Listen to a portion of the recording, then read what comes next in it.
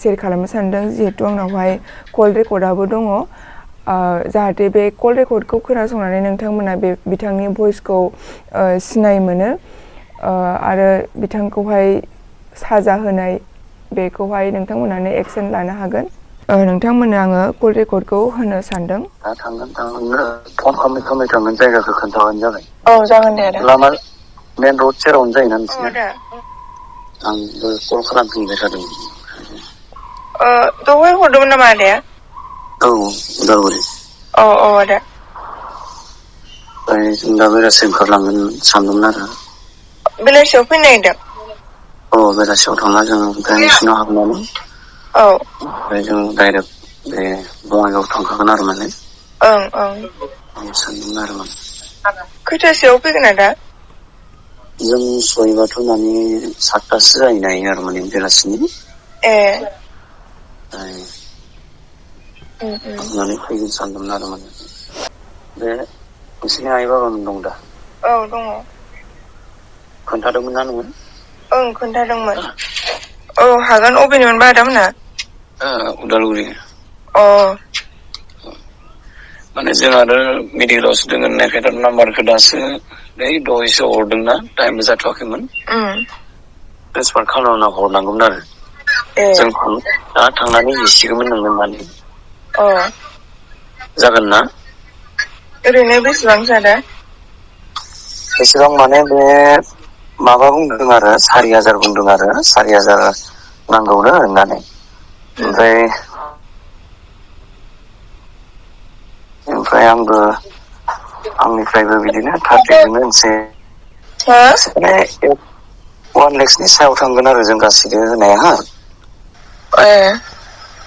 बिदिहाय जोङो मथथे रायलायनानै जोंनि फारनिफ्राय मथामथि 1,35,000 बिदि जाना दं आरो दा जोंनि खिनिनिफ्राय खोनाबाय आदा मानो रिसिभ खालामाखैमोन नै माबा मबाइलाव सोनायाव दंमोन नालाय आङो दोनथ'दोंमोन ओमफ्राय मोजां खोनायाखैमोन ना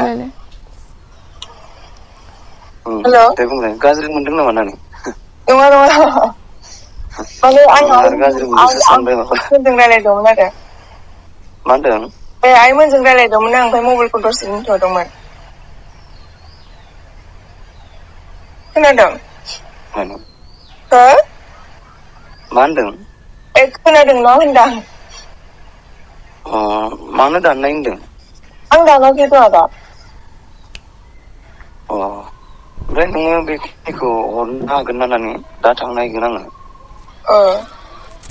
आदा मोना खोनाबाय माबायदि प्रब्लेम जादों होनदों माने बिसोरो 3 फैगोन आरो ना खैला मैलानिफ्राय फैगोनबा थारमाने जोंखौ बुंहरदों आरो आं रडआव फैसा लायगोन ओमफ्राय नैयाव गारि भाराखौ एडभान्स नांगौनो गारि भाराखौ 4,000 आंनो हर सोनानै आं दा थांनानै हैगोन होनना बुंहरदों आरो माने जायखिजाया बिसिनिख्रुइ फैगोन आगोलावनो खोनाबाय जों मोनहैनानै आं थांनानै नोंनो बेखौ हैखागोन जागोन दा आङो सासे आदाजों रायलायनो होनि नामा आदा माने सासे NGO मावग्रा आरो बे आदाजों रायलायनो हागोन नामा माने रायलायाबाबो जालायगौमोन आरो माने थांनानै हैगौमोन आङो